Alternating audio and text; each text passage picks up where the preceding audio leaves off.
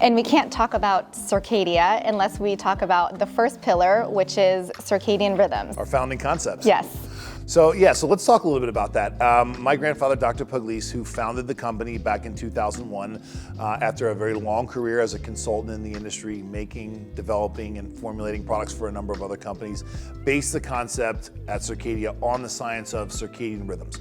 Really understanding the physiology of not just the skin, but the body as well. Understanding that the skin and the body are defending from the environment during the day, whether it's environmental pollution, ultraviolet radiation, all the damage that's created in the environment is being repaired in the evening. We know that the body is doing this, and we know that the skin is doing this as well. So essentially defending from the environment during the day and repairing at night. We know that the body's doing it already, so at Circadia we're trying to develop products that will help to assist with those natural systems. It's based on a larger concept of chronobiology, which is the biology of time, and we're always thinking about that and keeping that the core of our concept when we're formulating products and when we're educating as well.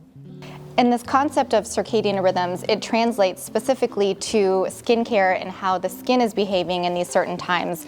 You know, transepidermal water loss, for instance, is happening at very select hours of the day. What other things are very tied into circadian rhythms but are all very skin related? Right. I mean, moisture loss to the surface of the skin, cell turnover in the evening, antioxidant protection that we need during the day. Again, all of the things that we're confronted with in the environment, free radical damage. It really ties in nicely. And we know that skincare in general, we know we have day products and night products. We just get very specific, very granular on the hows and whys that we're addressing these individual mechanisms.